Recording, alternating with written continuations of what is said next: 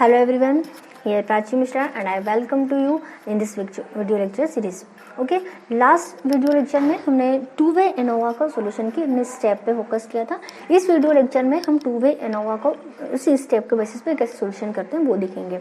यहाँ पे हम क्वेश्चन एक ले रहे हैं. आप देखेंगे कि इस क्वेश्चन की जो फ्रीक्वेंसी है, जो हमने फर्स्ट वे एनोवा जब सॉल्यूशन किया था उसी क्वेश्चन को हम टू वे एनोवा से भी सॉल्यूशन करेंगे. ओके, अभी तक हमने जो वन वे एनोवा के भी जो दोनों मेथड सॉल्यूशन किए थे, direct method and shortcut method, उसमें भी हमने एक ही क्वेश्चन को दोनों मेथड से सॉल्यूशन किया था. आज हम उसी क्वेश्चन को टू वे एनोवा से देखेंगे.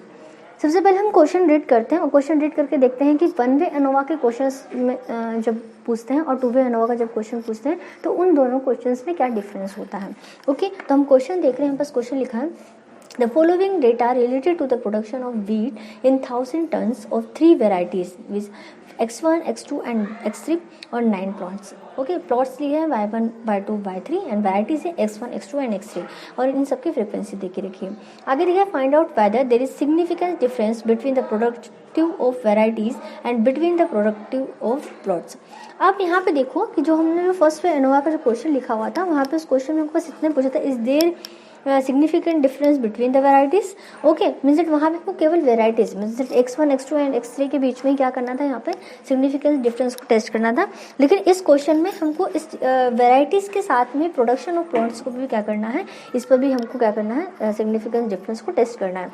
तो आप देख पा रहे हो कि इस तरह के क्वेश्चन में जब क्वेश्चन जो दिया रहता है वहाँ पे हमको पढ़ के समझना होता है कि वन वे है. अगर एक ही तरीके की वेरिएबल्स में हमको कोई डिफरेंस पूछा है, सिग्निफिकेंट डिफरेंस टेस्ट करने के लिए बोला है, तो वहाँ पे हम वन वे एनोवा लगाएंगे. लेकिन जब दोनों तरह की वेरिएबल्स पे अगर हमको कोई टेस्ट करने के लिए बोला होगा तो वहाँ पे हम टू वे एनोवा लगाएंगे. ओके, तो यहाँ पे क्या बोला है, किस में देखना है, तो फर्स्ट है सिग्निफिकेंट डिफरेंस चेक करना है between the production of variety and second between the productive of plants. Okay, चलिए नेक्स्ट आगे सॉल्यूशन करते हैं. सॉल्यूशन करने की फर्स्ट स्टेप हमारी क्या है, set the null hypothesis. Null hypothesis हम सेट करेंगे. अब यहाँ पे ये देखना है हमको कि जब हम दो तरीके के सिग्निफिकेंस को टेस्ट कर रहे हैं तो हम क्या करेंगे, दो नल हाइपोथेसिस को सेट करेंगे.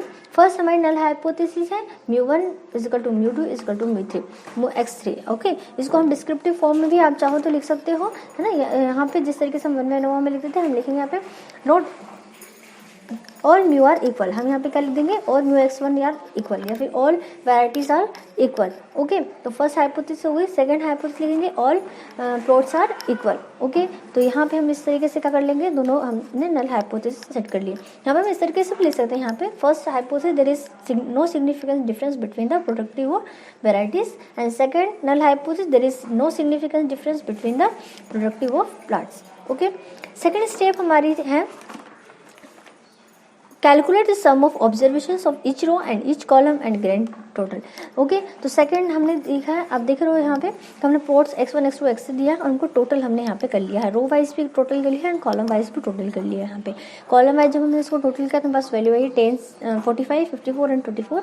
रो वाइज को जब टोटल किया, रो वाइज में y1, y2 एंड y3 का जो टोटल है वो है 27, 42 एंड 54.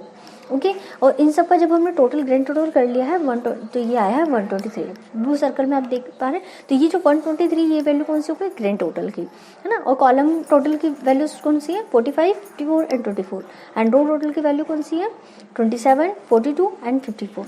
ओके, तो सेकंड स्टेप भी हमारी फुलफिल हो गई. नेक्स्ट स्टेप है step 3, calculate the correction factor. Correction factor calculate करने के लिए हम क्या करेंगे, हमने फॉर्मूला लगाया है CF = T² divided by N. T means that value of grand total. तो ग्रैंड टोटल की वैल्यू क्या है, 123. हमने यहाँ पे लिखा 123, इसका स्क्वायर किया एंड डिवाइडेड बाय कितने नंबर है, नंबर ऑफ सैंपल कितने, 3. Okay, number of observation sorry कितने हैं, 9. तो हमने क्या कर लिया, 9 से इसको डिवाइड कर दिया तो वैल्यू क्या आ गई हमारी 1681. यहाँ पे मैं आप लोगों को फिर से बता दूँ, यहाँ पे हमने क्या किया, 123 का पहले स्क्वायर किया और फिर जो वैल्यू आई है उसको 9 से डिवाइड कर दिया. ओके, तो हमारी थर्ड स्टेप भी फुलफिल हो गई, correction factor. Next step is step 4, square the observation and obtain their total of each column and each row. हम क्या करेंगे यहाँ पे कि जितने भी हमारे पास ऑब्जर्वेशन है हम उसको क्या कर लेंगे, सभी का स्क्वायर कर लेंगे और फिर उसका क्या करेंगे, हम टोटल लगाएंगे. हम यहाँ पे देखो हमने दिया हुआ है x1² x2² एंड x3². ठीक है, तो हमने यहाँ पे क्या किया, हमने जो x1 x2 x3 की जो वैल्यूज है उनका स्क्वायर कर दिया. मीन्स 10 का स्क्वायर 100, 16² 256, 19² 361, 13² 169, 19² 361 and 22 स्क्वायर 484, इसी तरीके से हमने आगे भी कर दिया। तो हमने क्या किया, सभी जितने भी ऑब्जर्वेशन हमारे लिखे हुए थे हमने उनका क्या कर लिया, स्क्वायर कर लिया। स्क्वायर करने के बाद हमने उनको कॉलम वाइज का कर लिया, टोटल कर लिया। ओके, नेक्स्ट स्टेप है हमारी square fifth, calculate the sum of square between column of total. Okay, mean that SST total ना, sum of the square of total calculate करना है हमको, SST कैलकुलेट करना है। तो हमने यहाँ पे SST कैलकुलेट करेंगे। अब स्क्वायर जितनी भी जो स्क्वायर हमने किया है x1 x2 x3 का, इसके जो कॉलम का जो टोटल आया है, इन तीनों कॉलम के टोटल के वैल्यू को हमने प्लस कर लिया। ओके, प्लस करने के बाद हम क्या करेंगे, माइनस करेंगे इसमें करेक्शन फैक्टर की वैल्यू को। बस करेक्शन फैक्टर की वैल्यू कितनी है, 1681। ओके, तो हमने तीनों वैल्यू को पहले प्लस किया, देन करेक्शन फैक्टर वैल्यू को माइनस किया, तो हमारे पास वैल्यू आ गई है SST की वैल्यू। ओके, जो है शायद आपकी 284 आ रही है।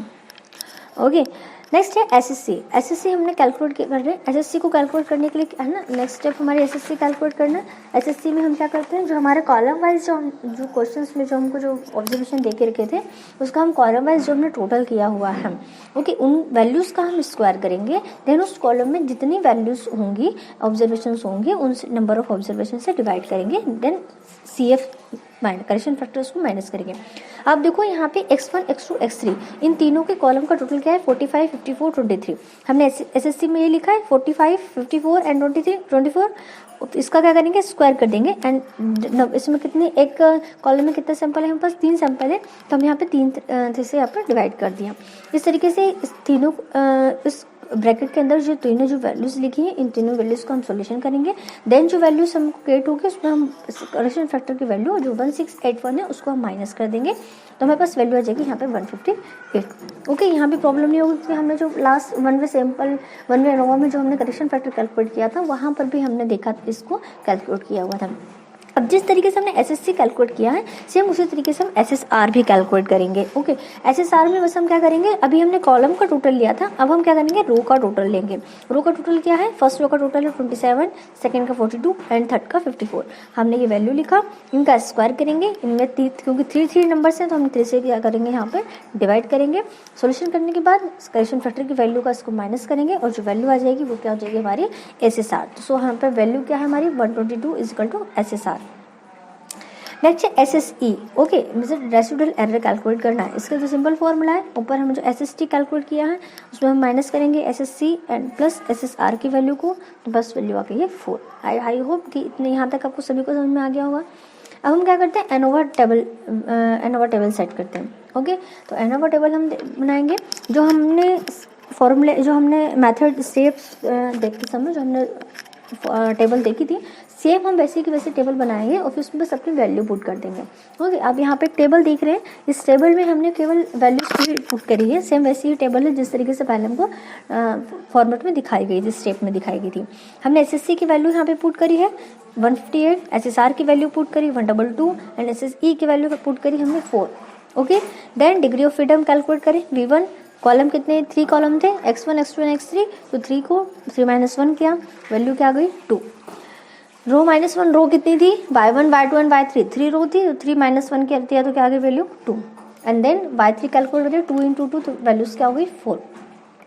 नेक्स्ट कैलकुलेट किया हमने मीन स्क्वायर के लिए हमने किया SSC divided by first degree of freedom, तो हमने यहाँ पे कर दिया 158 डिवाइडेड बाय 2 = क्या आ गया 79।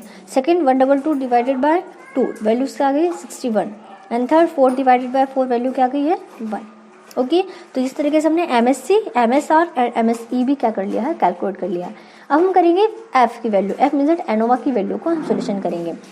सबसे पहला क्या है, MSC डिवाइडेड बाय MSE, तो हमने MSC की वैल्यू लिखा है 179 एंड डिवाइड कर दिया MSC की वैल्यू 1 ना। तो हमारे पास जो अपने फर्स्ट जो एनोवा की जो हमको वैल्यू चाहिए थी, कॉलम जो थे, कॉलम इज वेराइटीज जो थी है ना, वेराइटीज को चेक करने के लिए हमने फर्स्ट कैलकुलेट वैल्यू एनोवा की निकाल ली है। अब सेकंड निकालेंगे हम रो में। रो क्या था, प्लॉट्स, विजिट हमको प्लॉट्स में यहाँ पे हम क्या करेंगे, वैल्यूज को चेक करेंगे। वैल्यूज है हमारे 61 डिवाइडेड बाय 1 हमने कर दिया, MSR डिवाइडेड बाय MSE, तो बस वैल्यू आ गई है 61। ये हमारी क्या होगी, सेकंड एनोवा की वैल्यू हो गई रो की। विजिट रो कौन सी थी, प्लॉट्स है, तो ये प्लॉट्स की वैल्यू हो गई। ओके, तो इस तरीके से हमने दोनों कैलकुलेटेड वैल्यू एनोवा के दोनों कैलकुलेटेड वैल्यू को हमने कैलकुलेशन कर लिया है, कॉलम वाला भी एंड सेकंड वैल्यू रो वाले भी कर लिए। ओके, अब हम क्या करेंगे, टेबल वैल्यू को देखेंगे। टेबल वैल्यू के लिए देखने के लिए सबसे पहले हम देख रहे हैं हम को डिग्री ऑफ फ्रीडम क्या लेंगे। ओके, तो फर्स्ट जो एनोवा वैल्यू जो हमने कैलकुलेट करी है उसमें हमने क्या लिया है, MSc डिवाइडेड बाय MSc। तो MSc के सामने डिग्री ऑफ फ्रीडम कौन सा लिखा है, V1, और MSc के सामने डिग्री ऑफ फ्रीडम कौन सा लिखा है, V3। तो मीन्स दैट इस V1 और V3 की वैल्यू के थ्रू हम क्या करेंगे, यहाँ पे मीन्स दैट जो दो मेन ऑफ स्क्वायर की तरफ जिससे हमने क्या निकाला है, उस वैल्यू को निकाला, उसी के डिग्री ऑफ फ्रीडम से हम इसका टेबल वैल्यू को मेजर करेंगे। तो फर्स्ट डिग्री ऑफ फ्रीडम कैसे कैलकुलेट करेंगे, by V1 and V3। Okay, and second degree of freedom हम देखेंगे V2 एंड V3 के थ्रू। तो हम यहाँ पे टेबल में हम देखेंगे V2 V1 की वैल्यू क्या है 2 एंड V3 की वैल्यू है 4। 5% लेवल ऑफ सिग्निफिकेंस पे इसकी वैल्यू शायद आपकी आ रही होगी 6.94। ओके, नेक्स्ट इसी तरीके से हमने सेकंड भी देखा, क्योंकि सेकंड यहाँ पे हमारे पास जो वैल्यूज है वो क्या है, इक्वली है। तो यहाँ पर भी सेकंड जो डिग्री ऑफ टेबल वैल्यू है उसकी वैल्यू भी क्या आ जाएगी, सेम आ जाएगी 6.94, है ना। आई होप आपको यहाँ पे कोई दिक्कत नहीं होगी। हमने क्या किया, कैलकुलेट वैल्यू एनोवा की दोनों निकाल ली, फिर दोनों हमने क्या करी, यहाँ पर टेबल वैल्यू निकाल ली है। ओके, अब हम एनालाइज कर रहे हैं। हम यहाँ पे देख रहे हैं, हमको साथ ही दिख रहा है यहाँ पे कि कैलकुलेटेड वैल्यू क्या है, ग्रेटर टेबल वैल्यू से। तो जब हमारी टेबल वैल्यू स्मॉलर होती है कैलकुलेट वैल्यू से, तो नल हाइपोथेसिस क्या हो जाती है, रिजेक्ट हो जाती है। तो यहाँ पे दोनों ही कंडीशंस में हमारी क्या हो गई है, नल हाइपोथेसिस क्या हो गई है, रिजेक्ट हो गई है। ओके, तो यहाँ पे हम क्या कहेंगे, there is significant difference between the production of varieties and production of plots. दोनों ही वेराइटीज एंड प्लॉट्स दोनों में ही क्या है, सिग्निफिकेंस डिफरेंस है। आई होप आप सभी को समझ में आया होगा टू वे एनोवा। ओके।